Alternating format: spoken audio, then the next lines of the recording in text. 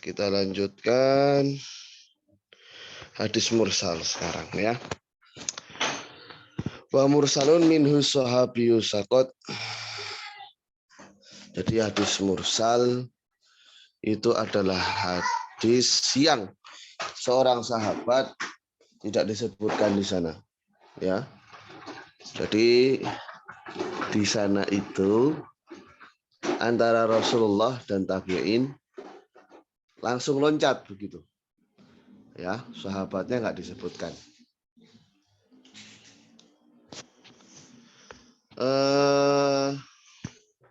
Baik. Wa mursalun bisigah isim maf'ul, ya. Lughatan ma'khudun minal irsali wa wal itlaq, ya. Diambilkan dari kata al-irsal. Nah, al-irsal itu artinya lepas. Terlepas atau tidak terikat gitu ya. Terlepas, tidak terikat. Nah, kaitannya dengan pengertian di sini apa? Ya ini faka'an narrawiyah, ya, al-mursilah atlaqa al-isnada walam yuqayyidhu bijami'i ruwah. Seolah-olah seorang rawi yang mempraktekkan praktek mursal, ya, di sini sudah melepaskan hadis tersebut dan tidak dikaitkan dengan seluruh rawi. Kok bisa begitu pemahamannya? Ya karena dengan tidak menyebutkan sahabat, ini seolah-olah sudah melepas bebas hadis ini gitu ya. Karena kan yang namanya hadis itu harus ada kesinambungan antara satu generasi ke generasi berikutnya. Wastilahan wal hadisul ladzi minhu aimin isnadihi as-sahabiyyu saqat. Jadi secara istilah yang disebut dengan hadis mursal, ya, adalah praktik yang dari jalur sanadnya itu ada salah seorang sahabat yang tidak disebutkan. Meskipun secara praktik ini akan sangat kompleks sekali.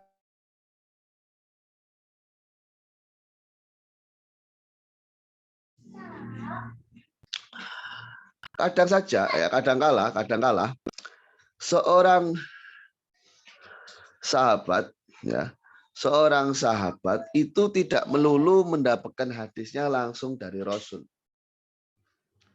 Kadangkala ada sahabat yang mendapatkan hadisnya justru dari tabi'in.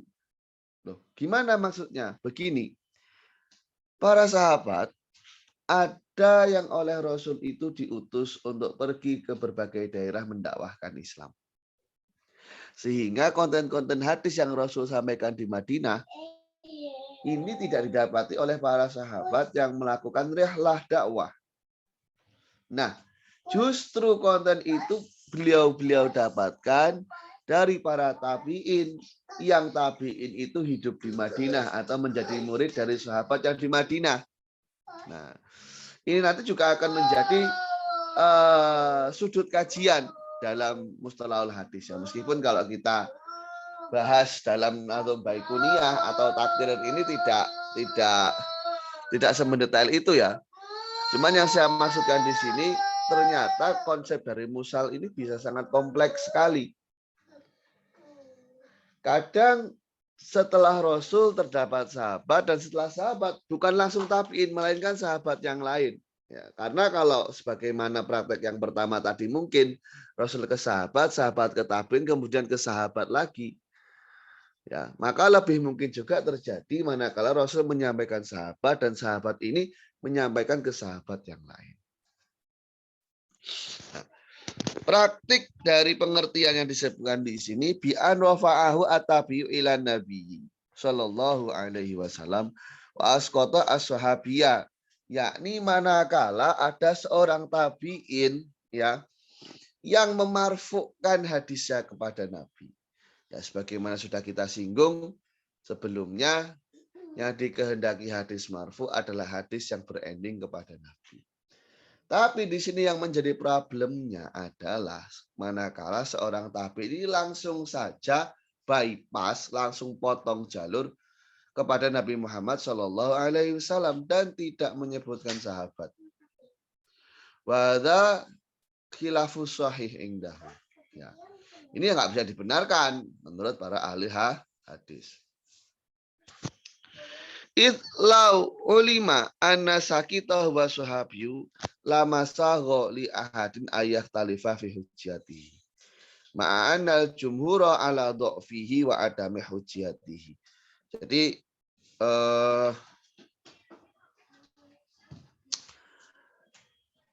kalau yang diketahui yang tidak ideal adalah seorang sahabat, maka ya tentunya tidak ada seorang pun yang mempermasalahkan kehujahannya.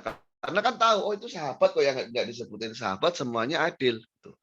Tapi jumhur itu justru mengklaimnya dhaif dan tidak bisa digunakan hujah. Ya. Maka pengertian yang tepat di sini fasahihu ayyuqala annal mursala huwa ma rafa'ahu tabi'iyyu ila nabi sallallahu alaihi wasallam kana tabi'u kafiran wa huwa makana aktsara riwayatihi an panjang sekali ini. Anis sahabah ka Sa'id bin Musayyab au Saghiran ka Muhammad bin Syihab Az-Zuhri wa Yahya bin Sa'id Al-Ansari. Nah, maka sebenarnya pengertian yang tepat itu adalah tidak pandang bulu, ya. Manakala praktik mursal ini adalah dari seorang tabi'in yang memang di sana itu langsung memursalkannya kepada salah seorang sahabat, ya. Jadi tidak perlu ada praktik tebang pilih, ya, nggak perlu ada praktik tebang pilih. Sebagaimana disebutkan dalam Tol'atil Anwar, marofaat tabi'u mursalun wakil kabiruhum lakin zakal mustatil. Nah, jadi hadis yang dimarfu'kan dari seorang tabi'in itu namanya hadis mursal. Yang tepat yang begini. Menurut Kil, hadis mursal itu manakala yang tidak disebutkan adalah kibaru sahabah yang senior. Nah, tapi ucapan itu tidak dapat dibenarkan. Berikutnya hadis gharib, ya. Hadis gharib. Wakul gharibun ma rawa rawin faqat. Jadi hadis gharib adalah hadis yang diriwayatkan hanya salah seorang rawi saja. Wakul gharib bahwa logotan al-munfarid anwatonihi. Secara bahasa namanya gharib itu orang satu-satunya atau orang asing dari sebuah orang-orang yang bepergian, orang yang asing gitu ya.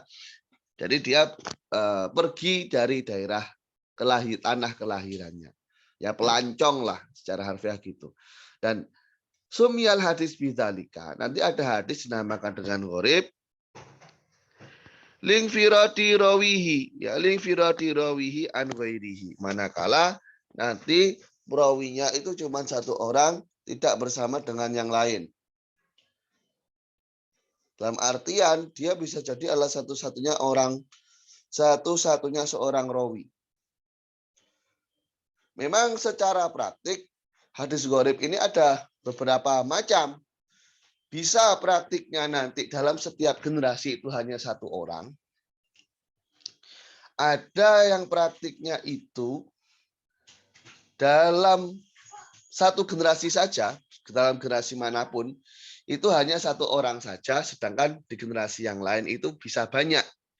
Nah, di sini kita lihat secara istilah, wastilahan huwa ma'ail hadis alladzi rawahu rawin wahid faqat. Jadi hanya diriwayatkan oleh satu orang saja. Tafarrada fil matsni awil isnadi bi amrin la yadhkuru ghairu minarwah. Yang dia itu satu-satunya yang memiliki konten hadisnya ataupun satu-satunya sebagai jalur sanadnya dengan hal yang tidak disebutkan oleh rawi. kenapa kok bisa dia satu-satunya atau motifnya itu apa tidak jelas. Ya. Contoh hadis marfu al-wula'u lahmatun kalahmatin nasabi la yuba wa la yuhab. Pemerdekaan itu laksana seonggok daging. Ya, yang seonggok daging itu sama dengan konsep nasab sehingga tidak bisa jual dan tidak bisa diberikan. Ini adalah satu-satunya yang dimiliki ya oleh Abdullah bin Dinar dari Ibni Umar. Jadi hanya ada satu orang saja. Dan di sini sebagaimana hadisnya Innamal a'malu binniyat, ya, diriwayatkan Abdul Majid an Zaid bin Aslam qala al-Qalili akhta Abdul Majid bahwa ghairu mahfudun min hadis Zaid biwajihin. Ya. Ada yang bilang hadis ini diriwayatkan oleh Abdul Majid dari Zaid, tapi menurut Al-Khalili, Abdul Majid di sini salah. Karena tidak ada hadisnya Zaid yang bunyinya semacam ini. Hukum untuk hadis gharib ada yang sahih, ada yang hasan, ada yang dhaif, ya. Dan wawal ghalib umumnya memang untuk hadis gharib ini nilainya adalah dhaif. Ya secara namanya hadis itu kan dicari orang banyak zaman dahulu, ya orang pencari ilmu gitu kan. Atau istilah para sahabat juga gemar belajar agama, ya masa hanya ada satu orang saja. Ini kan aneh gitu ya. Makanya umumnya dhaif di sana. Karena kalau satu orang saja umpama, ya tingkat hafalannya pun kan masih dipertanyakan gitu. Qala Imam Ahmad rahimahullah taala taktubu al-gharaib fa innaha manakir wa ghalibuha anitu afa. Hadis-hadis gharib itu janganlah kau tulis ya. Hadis-hadis gharib janganlah kau tulis karena hadis-hadis gharib ini kebanyakan mungkar. Nah, jadi kan kalau kemarin kita sudah sempat belajar apa itu hadis syadz. Hadis syadz adalah konsep hadis yang sebenarnya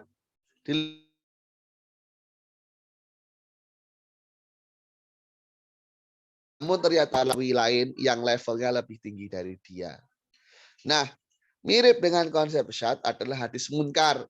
Hadis munkar ini adalah hadis yang diriwayatkan oleh seseorang yang tidak sikoh, sudah tidak sikoh, kemudian menyalahi para sikoh. Nah, makanya umumnya hadis gharib ini masuknya adalah hadis-hadis mungkar, ya. Dan umumnya dia adalah dari orang-orang yang dhaif. Sebentar ya, saya minta waktu sekitar 5 menit. Baik. Ya, jadi hadis gharib saya simpulkan kembali adalah hadis di mana di sana diriwayatkan oleh satu orang, baik satu orang itu prakteknya bisa di setiap generasinya, biasanya disebut dengan gharib hakiki, atau nanti ada gharib yang disebut sababi gitu ya, sababi atau nasabi, itu kalau andaikan diriwayatkan hanya satu orang pada salah satu generasinya. Sebenarnya konsep gharib ini ada juga yang kaitannya dengan negara, atau dengan tempat, atau sekelompok individu gitu ya. Kadang umpama hadis yang dimiliki oleh hanya penduduk Basrah saja, atau hadis yang hanya dimiliki oleh penduduk Mekah, atau kadang hadis yang hanya dimiliki oleh para ulama tasawuf, hadis yang hanya dimiliki oleh para ahli nahwu. Kadang ada tinjauan yang semacam itu. Jadi cakupannya itu bukan personal tapi kelompok atau orang dalam negara tertentu. Ya, yang maksudnya yang dikehendaki dengan satu itu ya nggak melulu satu personal kadang. Gitu. Berikutnya, wa kullu ma lam yatasil bihali isnaduhu munqati'ul ausoli. Setiap hadis yang di sana tidak tersambung, ya, sanadnya dalam sebuah kondisi disebut dengan hadis mungqati, ya, disebut dengan hadis mungqati. Dan ini nilainya mutlak ya. Loh, kalau gini, akan timbul pertanyaan, loh berarti hadis mursal itu termasuk rumpun munqati? Ya memang, ya memang. Mursal itu termasuk rumpun dari hadis munqati. Jadi sebagaimana kemarin musnad itu merupakan kombinasi dari mutasil dan marfu, ada juga nanti konsep-konsep istilah yang sebenarnya tercakup pada keumuman istilah yang lain. Ya, semacam munqati ini nanti bisa memasukkan hadis mursal, kemudian ada hadis mu'dhal gitu ya. Ya bisa, bisa. Hadis marfu bisa, ya bisa. Tapi begini, dalam kasus hadis marfu itu kalau dalam istilah mantiknya umum wa khusus min wajah. Ada munqati yang marfu, ada marfu yang munqati. Tapi munqati nggak selalu marfu dan marfu nggak selalu munqati. Karena ada marfu yang mutasil, contohnya hadis musnad. Ada munqati yang nggak marfu, contohnya hadis mauquf umpama. Ataupun hadis maqtu. Bisa dimengerti ya. Pengertian dari hadis munqati. Wa kullu ma ay hadisin lam yatasil bihalin minal ahwal, yang dalam suatu kondisi ia tidak tersambung. Apa? Isnaduhu sanatnya. Bi ansaqata minhu rawin wahidun au aktsaru. Dengan praktik umpamanya di sana tidak ada seorang rawi pun atau lebih banyak. Karena sakitu sahabian au ghairuhu fi awalihi aula. Baik yang tidak ada itu adalah seorang sahabat, sehingga memasukkan konsep hadis mursal tadi, atau yang lain di awal sanatnya atau tidak. Jadi ketersambungan ini nggak melulu di awal sanat sebenarnya. Bisa di tengah-tengahnya, bisa di akhir sanatnya, ya bisa saja. Bisa saja. Intinya di sana mata rantai sanatnya itu tidak tersambung. Ya, mata rantai sanatnya tidak tersambung. Munqatiul ausoli dinamakan dengan hadis munqati. Ai madzukira huwa al munqati. Dinamakan dengan hadis munqati. Wal ausalu jam'u waslin. Ya. Wal ausalu jam'u waslin. Wa asluhu al mufassalu. Kemudian tumima bi al bait. Jadi yang dikehendaki di sini munqatiul ausal ini ya, kata al ausal di sini hanya untuk merampungkan atau menyempurnakan baitnya saja. Wa hadzal hadil Hafidz Ibni Abdil Bar, pengertian semacam ini adalah pengertian yang diusung oleh Ibnu Abdil Bar, ya, orang Maroko, ya. Orang Maroko. Cuman dalam masalah akidahnya beliau disinyalir terpapar faham-faham tajsim, ya. Wal masyhur annahu masaqata min ruwati wahidun qabla sahabi fil maudhi'il wahid bin ayyi maudhi'in kana. Tapi kalau kita mengacu pengertian yang umum yang biasanya diaplikasikan adalah praktek hadis yang dalam perawinya itu tidak disebutkan satu orang saja. Yang rangkaiannya itu dalam artian runtutan atau cakupan yang memungkinkan untuk hilangnya orang ini dalam skala sebelum sahabat. Jadi kalau skalanya sahabat, meskipun sahabatnya nggak disebutkan, nggak masuk dalam ranah munqati. Karena munqati itu aplikasinya untuk generasi di bawah sahabat, dan itu tidak ada satu orang. Ya. Fil maudhi'il wahid, di satu tempat, ya, di satu tempat, min ayyi maudhi'in kana, di tempat manapun, di awal bisa, di sepertiga awal bisa, di setengah bisa, sepertiga akhir bisa, bahkan di akhir sanad. Wal awalu aqrabul lil makna al-lughawi. Pengertian yang disebutkan, yang diprakarsai oleh Ibnu Abdul Bar, itu adalah pengertian yang cenderung cocok dengan artinya secara bahasa, secara etimologis. Li'anal inqita'a didul ittisal, karena yang namanya munqati ya lawan dari mutasil. Kalau mutasil itu semua sanadnya tersambung, ya berarti munqati adalah praktik bisa di mana ada sebuah sanad di sana yang tidak tersambung. Meskipun tidak tersambungnya hanya satu orang, ya tetap disebut munqati karena memang sudah terputus gitu. Makanya sini dikatakan bahwa ammu lisidki alal mu'alaki wal musali wal mu'dal. Ya. Sehingga dengan pengertian yang disebutkan, yang sesuai, yang mengamini versi dari Ibnu Abdul Bar, itu nilainya adalah lebih umum. Sebagai saya singgung tadi, nilainya lebih umum dibandingkan hadis mu'alak. Hadis mu'alak itu kan hadis yang perawinya itu dibuang ya dari akhir sana, dari apa namanya, dari akhir sanatnya atau bahkan hingga sampai Rasulullah. Jadi mu'alak itu kan tergantung karena akhir sanatnya tidak berpijak di bawah, dihapus, dihilangkan seolah-olah hadisnya digantung sanatnya. Dan juga masuk dalam konsep munqati ini adalah hadis mursal yang sahabat tidak disebutkan dan juga hadis mu'dhal.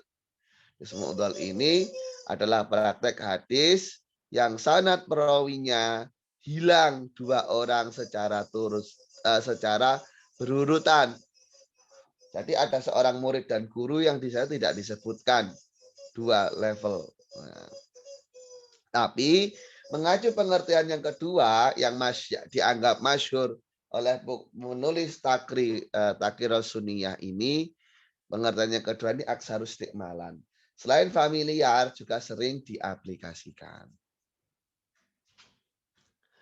Nah, di sini ada peringatan dari musonif wa'lam anal munqati min sifatil isnad. Namanya munqati itu adalah praktik ya, praktik dari sifatnya sanad. Bikhilafil maktu, berbeda halnya dengan hadis maktu. Fa innahu min sifatil matni. Karena kalau hadis maktu itu kaitannya dengan sifatnya matan. Ya, hadis maktu kaitannya dengan sifatnya matan. Jadi memang ada istilah maktu, ada istilah munqati. Dan ini aplikasinya berbeda. Berikutnya, bahwa munqati ad-dha'fu indal Imam Malik rahimahullah taala. Hadis munqati itu nilainya lemah ya. Hadis munqati nilainya lemah, tapi ini menurut selain Imam Malik,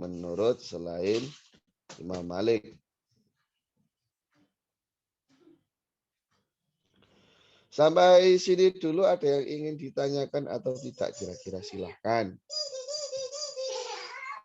Ya. Kalau ada mau tanya silahkan. Kalau enggak ada ya enggak apa-apa.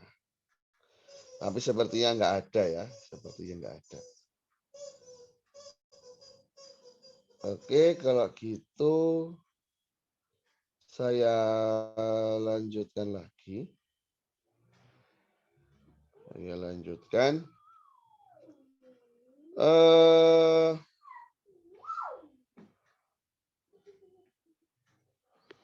Berikutnya di sini adalah hadis mu'dhal ya. Yang tadi disinyalir dia itu merupakan rumpun dari hadis munqati ya. Al hadisul mu'dhal. Wal mu'dhalu dengan sighah isim maf'ul. Lughatan ma'khudun min qaulihi a'dalahu fulan. Diambil dari ucapan a'dalahu fulan ya. Lafaz mu'dhal ini jadi dari fi'il madhi a'dala. Idza a'yahu amrohu. Idza a'yahu amrohu. Jadi begini ya.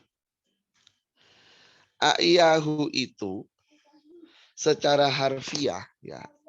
Aiya yu'yi itu artinya adalah meletahkan atau meletihkan, menyulitkan lah ya, bikin repot atau ya merepotkan gitu, merepotkan. Kenapa kok artinya itu merepotkan atau melelahkan? Karena begini, ketika di sana tidak ada dua orang rawi, ya katakan guru dan muridnya. Jadi mu'dhal ini sifatnya harus berkesinambungan atau secara langsung gitu ya. Tidak ada dua rawinya itu secara langsung. Di sini disebutkan sumiyya al hadisu bidzalik anal muhaddis alladzi hadasabi kanahu a'dalahu wa a'yahu falam yantafi bihi man yarwihi.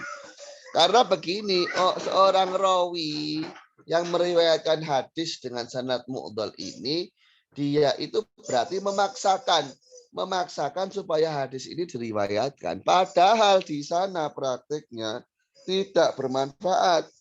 Nggak ada manfaatnya. Apa fungsinya? Meriwayatkan hadis yang di sana terdapat dua orang rawi yang secara berkesinambungan yang berurutan tidak disebutkan atau hilang. Itu tinjauannya secara bahasa. Wastilahan al hadis as-sakit minhu ay min sanadi isnani fasaidan min ayyi maudhi'in. Secara istilah hadis munqati ini adalah hadis yang di sanadnya tidak terdapat dua orang atau lebih. Jadi angka minimalnya dua orang. Loh, tadi kalau munqati katanya satu. Munqati itu bebas kalau menurut versi Ibnu Abdul Bar. Ya. Mau satu, ya, atau nanti mau dua, mau tiga ya pokoknya nanti di sana tidak tersambung namanya munqati. Nah, beda dengan mu'dhal. Mu'dhal ini tidak ada seorang perawi secara berurutan. Ya, dua orang. Ka'an sakoto ashabiyah wa tabi'iyah. Jadi umpama si perawinya tidak menyebutkan siapa tabi'in dan siapa sahabatnya. Ini problem, ini polemik ya. Karena kalau yang nggak disebutkan sahabat, ya kita tahu sahabat itu orangnya adil. Cuman ini sahabat dan tabi'innya, kedua-duanya nggak disebutkan. Atau tabi'in dan tabi'in. Atau dua orang sebelumnya. Dengan syarat nanti orang yang tidak disebutkan itu memang berurutan gitu ya. Jadi memang hubungan dari dua orang yang nggak disebutkan adalah antara seorang perawi dan pendengarnya gitu ya. Bahkan ya makanya di sini lakin bisa au isnani qoblahum atau dua orang sebelum daripada itu. Ama idza saqata wahidun baina rajulaini tsumma saqata min dhain akhar min inal isnati wahidun akhar fawa munqati'un fi maudhi'aini. Kalau umpama di generasi tabi'in enggak ada. Dan di generasi tabi'in ya di generasi ke-6-nya gitu. Ya, baru tidak ada lagi, maka namanya bukan mu'dhal.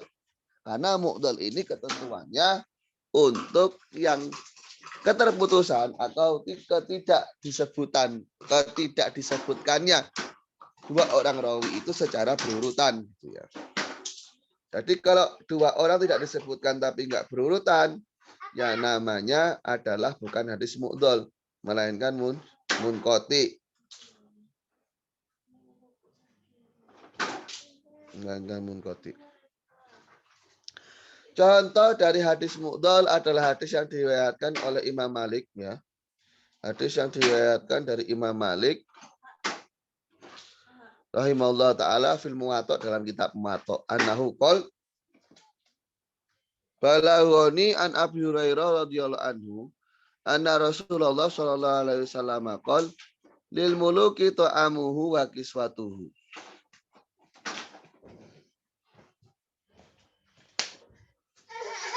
Ya, hadis mu'dhal adalah hadis yang di sana dua orang rawinya nggak disebutkan. Contohnya hadis ini. Kenapa? Fa inna malikan wasolahu kharijal muwatta'i an Muhammad bin Ajlan an Abi Hurairah. Fa arafna bidzalika suku tasnaini. Ya. Kita tahu dari mana kalau hadis ini mu'dhal. Ya. Ya kita lihat saja Imam Malik langsung mengatakan saya mendapatkan hadis ini dari Abu Hurairah. Ya. Imam Malik mendapatkannya dari Abu Hurairah. Padahal Imam Malik sampai ke Abu Hurairah itu berapa generasi. Dan ini bisa diidentifikasi, bisa dibuktikan di selain kitab Muwatta. Ternyata Imam Malik menyebutkan meriwayatkannya dari Muhammad bin Ajlan, dari ayahnya Muhammad bin Ajlan, jadi dari Ajlannya dari Abu Hurairah. Sehingga ada dua orang yang nggak disebutkan di sini, yakni Muhammad bin Ajlan dan ayahnya yakni Ajlan itu sendiri. Maka dari sini kita bisa tahu di sana ada dua orang rawi yang memang tidak disebutkan, ya. Dan ini masuk rumpun dari hadis yang dhaif. Karena masalahnya orangnya nggak ada.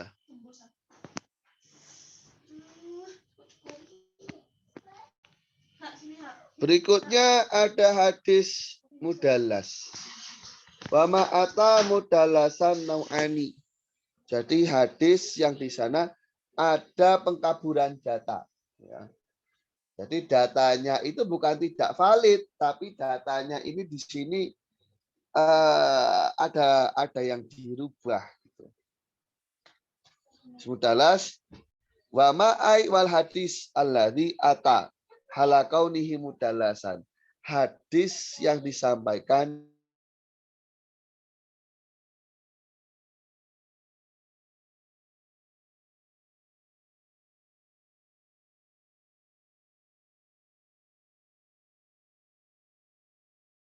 terlalu parah buat konten sendiri. Ini bukan buat konten sendiri sebenarnya.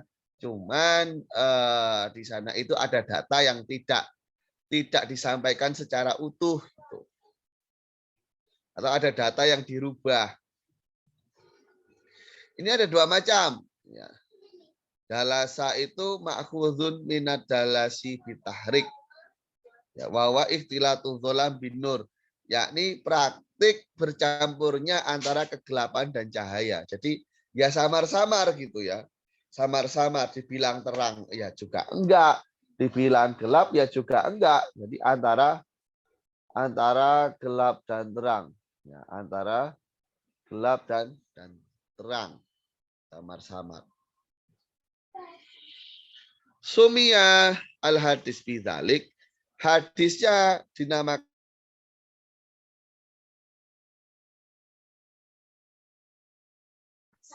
ya. Listirakihima fil khofa. Karena dalam kasus hadis ini nanti ada nilai kesamaran, ada nilai ambiguitas. Enggak jelas. Nah, sebagaimana tadi disinggung, hadis mudallas ini ada dua macam. Nanti yang pertama adalah tadlisul isnad, ya. Jadi pengkaburan data yang berlaku pada sanad.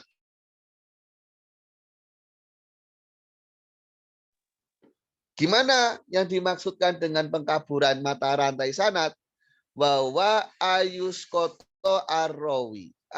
Ayus kito arrawi. Isma syaikhihi. Wayartaki ila syaikhihi. Yakni praktik di mana adanya seorang rawi ini nggak menyebutkan gurunya, namun langsung loncat ke guru dari gurunya. Ya, jadi dia mengaku adalah salah seorang murid dari gurunya murid. Ya. Saya ini adalah murid dari gurunya guru saya. Ya, gitu. Jadi pengkaburan data di sini karena memang ada konten, ya, ada keterangan yang tidak disebutkan oleh si rawi. Namanya tadlisul isnad. Ya. Min fauqihi atau lebih dari itu langsung ke guru gitu. Miman huwa mu'asir li dzalika rawi. Yang gurunya guru tadi itu ternyata masih sezaman dengan rawi tersebut. Loh, Ustadz emang bisa ya kita bertemu dengan gurunya guru. Ya begini, masalahnya dalam kasus hadis ini kan yang penting orang itu bisa menyampaikan pada orang lain kan disebut syekh gitu ya. Nah, sehingga bukan tidak mungkin nanti gurunya guru itu ya bisa bertemu dengan murid atau si perawi itu. Nah, karena kalau itu mungkin akhirnya si rawi ini bisa jadi melakukan praktik nakal yang tidak menyebutkan gurunya, melainkan langsung menyebutkan kepada gurunya.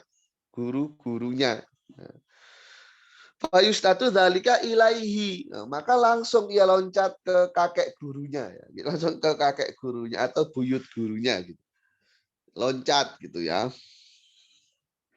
Beliau mensanadkan dengan lafaz layak tadi itisol. Beliau si perawi ini menggunakan lafaz yang tidak menunjukkan nilai ketersambungan. Li'ala yakuna kadiban kakoli anfulan. Ya supaya nanti bisa disinyalir sebagai sebuah kebohongan.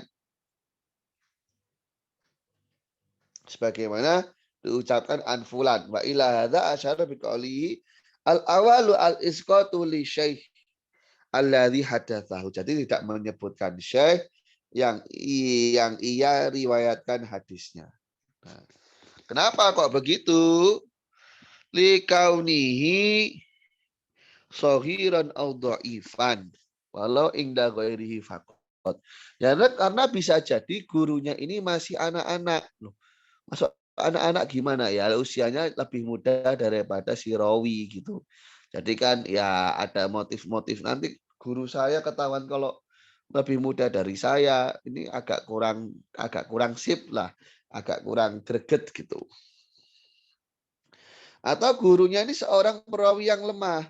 Wah, saya jangan menyampaikan hadis dari guru saya, dia lemah dia, mending saya loncat ke gurunya guru saya, orangnya lebih kredibel. Nah, umpama semacam itu. Nah, meskipun anggapan lemah ini menurut sebagian orang saja. Tapi akhirnya ia lakukan praktek itu supaya ia tidak disinyalir sebagai murid dari seorang syekh yang hafalannya lemah. Jadi bisa dibilang ini nggak tahu diri, nggak tahu diri lah ya. Ya mau kayak apapun gurunya itu kan gurunya, masa di skip? Ah, saya skip aja guru saya menyebut gurunya guru. Ya nggak gitu. Ya. Wa ayang kula aman ay an syaihihi.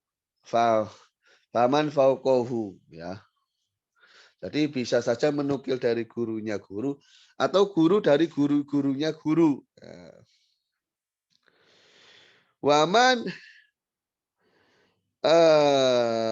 urifa lil mudalisi wa wa fa'ilul tadlis liqa'uhu.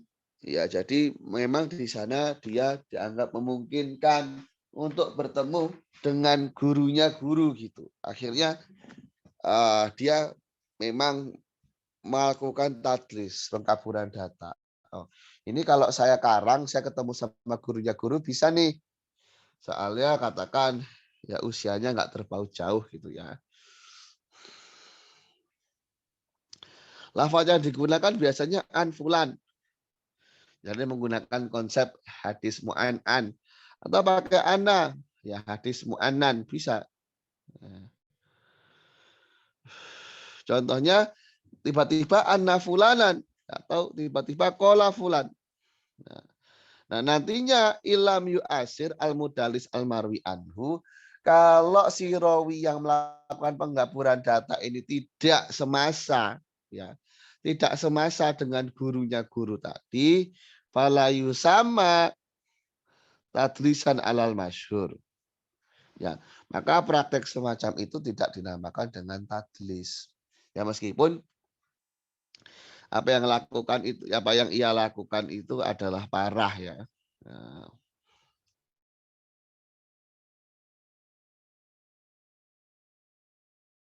tu asma minhu bilafdi ghairi sharihin fisama.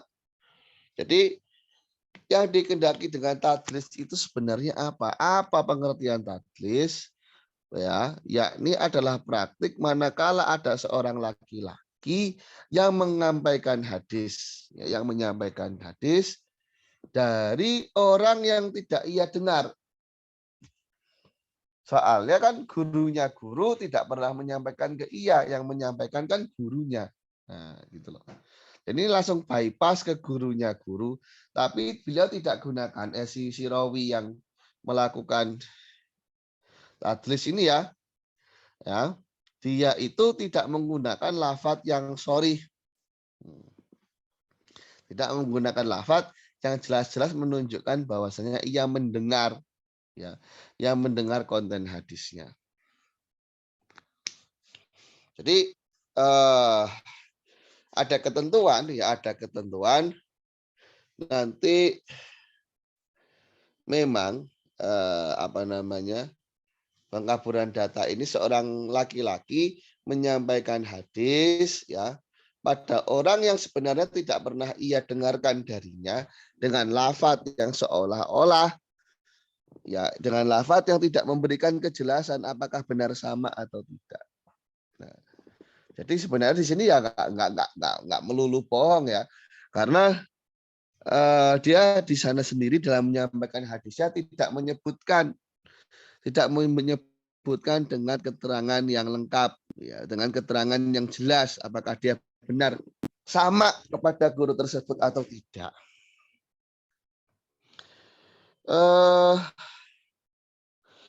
Kalau Ibnu Abdul Bar wala ala hadza fama salima min tadlis la malik bala ghairuhu. Ya kalau mengacu pengertian yang semacam ini, maka semacam Imam Malik pun dia nggak akan selamat dari konsep tadlis. Ya. Semacam Imam Malik pun nggak akan selamat dari konsep tadlis. Kenapa kok gitu? Ya karena Imam Malik itu dalam beberapa redaksi menggunakan lafadz yang mu'an-an. Ya. Lafadz yang mu'an-an. Dan apa namanya? Imam Malik di sana kadangkala tidak menyebutkan profil apa namanya, gurunya gitu ya. Nah, hukum untuk hadis mudalas ini gimana?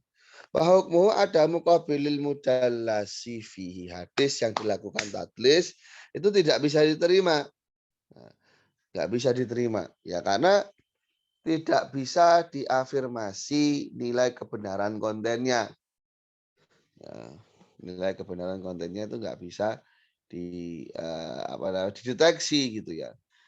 Lakin idza saraha al mudallisu al ma'ruf bit tadlis bima yaqtadil ittisal ka ayakula sami'tu au hadatsa akhbarona wa kana thiqatun qabila marwihi. Ya nggak apa-apa, nggak masalah gitu ya. Nggak masalah. Jadi hadis yang di sana terdapat pengkaburan data itu kan tidak diterima. Ya. Tapi nanti kalau si mudalisnya itu ya, si mudalis ini menggunakan redaksi lafadz yang menunjukkan kalau hadisnya itu mutasil. Contohnya yang ngomong sami itu saya dengar langsung, saya dengar sendiri. Nah, ini masuknya nanti adalah rumpun yang masih bisa diterima. Karena menggunakan lafadz yang tadil itisol. Dan memang si mudalis ternyata seorang yang sikoh. Jadi jangan difahami kalau mudalis itu dia pasti orang fasik. Enggak. Belum tentu begitu. Belum tentu begitu. Jadi kasusnya nanti kalau si mudalis ini menggunakan sigoh atau lafadz yang jelas menunjukkan kalau dia itu mendengar dari generasi sebelumnya, ya nanti ketentuannya dia harus sikoh gitu ya, supaya nanti kubila marwihi, supaya riwayatnya bisa diterima. Itu dalam kasus tadlisu syuyuh. Tadlisu syuyuh ini bukan berarti si perawinya adalah orang yang tidak sikoh. Ya bisa saja dia sikoh, tapi karena ada faktor X akhirnya menggunakan konsep yang kedua gitu ya. Ini kan kalau apa namanya, si rawi ini melakukan tadlis itu tidak berarti orangnya buruk. Karena tadlis ini kadang bisa sengaja bisa enggak gitu loh masalahnya ya. Dia bisa sengaja bisa enggak. Dan tadlis ini tidak merusak nilai kesikohan. Berikutnya macam yang kedua dari tadlis adalah tadlis tadi kan tadlisul isnad, tadlisul isnad. Yang kedua tadlisul syuyukh. Jadi mensamarkan ya, atau di sana mengkaburkan profil dari gurunya. Bahwa ayu sama syaikhuhu alladzi sami'a minhu bi gharismi al-ma'ruf. Jadi gurunya ini biografinya disamarkan, diganti namanya gitu ya. Au bi sifatin bima la yafsai bi min kunyah, atau diberi sifat-sifat yang tidak familiar. Dilabeli dengan sifat-sifat yang tidak familiar. Atau ada lakob, ada julukan au nisbah, relasi kepada sebuah kota atau kabilah. Jadi umpama terkenalnya Imam Ibnu Malik dari Andalus, terus dibilang, oh ini Imam Ibnu Malik dari Damaskus. Ini bikin persepsi orang, loh dia yang mana ini arahnya.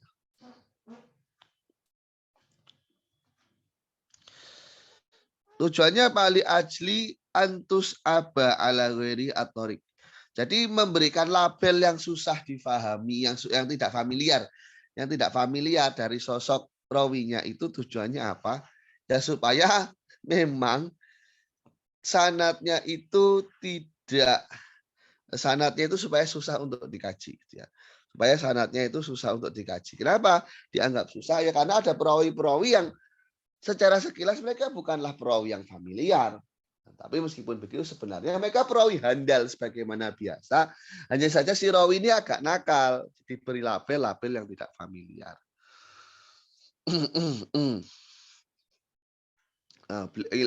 Musanif mengisyaratkan wasani ya layas kutuh layus kituhu, dia itu tidak digugurkan dalam jalur sanatnya. Ya seenggaknya ini masih mutasil lah ya, seenggaknya masih mutasil sanatnya. Tapi baliat kuruhu walakin yasifu ausofahu bima bihi layan arif.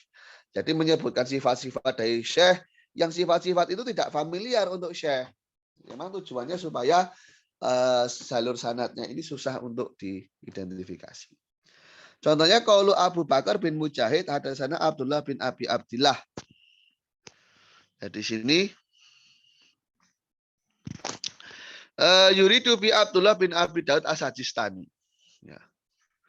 Jadi menyebutkan nama yang tidak familiar ya kan.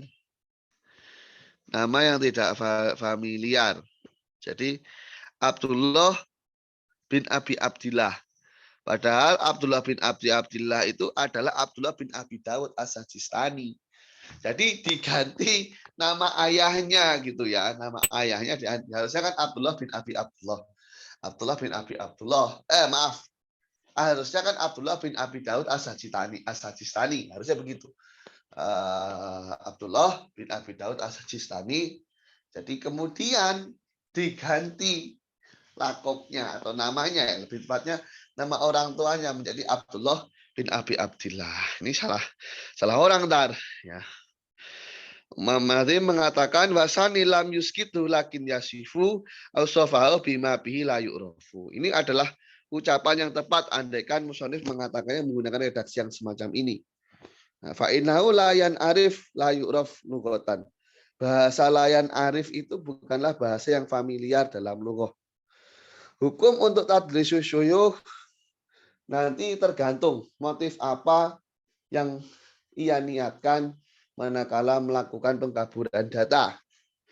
Kalau umpama karena gurunya itu lemah hafalannya sehingga ia tadliskan, ia rubah profilnya sehingga tidak bisa dikenali, ya. Ini hukumnya adalah haram. Haram karena menutupi profil dari seorang rawi yang notabene-nya dia adalah orang-orang yang dianggap lemah, ya. Karena ada unsur penipuan, pengkhianatan. Nah, kalau umpama melakukan tadlis karena gurunya ini masih muda, ya, masih kayak lebih muda usianya gitu ya, hatta syarokau fil akhdi anhu man huwa dunahu fal karoha. Karena usianya muda, bisa jadi nanti orang-orang itu ngambilnya bukan dari dirinya, tapi dari gurunya. Umpama si perawinya usia sudah 50, gurunya masih muda, katakan 35. Nah ini kalau profil gurunya disebutkan secara utuh, nanti orang-orang pasti nyari hadisnya ke gurunya, dia nggak laku. Nah, mudahnya begitu. Makanya diganti nama gurunya, di sana tujuannya ya supaya ngambil hadisnya dari si rawi saja. Ini hukumnya makruh, namun tidak diterima juga. Karena meriwayatkan majhul, ya, itu meriwayatkan dari rawi yang majhul, kecuali nanti bisa diketahui siapakah yang ditadlis tersebut. Seperti siapa profil dari si perawi yang disamarkan itu. Saya cukupkan sekian dulu untuk malam ini. Kita lanjut di lain hari. Subhanallah wa bihamdika, asyhadu an la ilaha illa anta, astaghfiruka wa atubu ilaik. Assalamualaikum warahmatullahi wabarakatuh.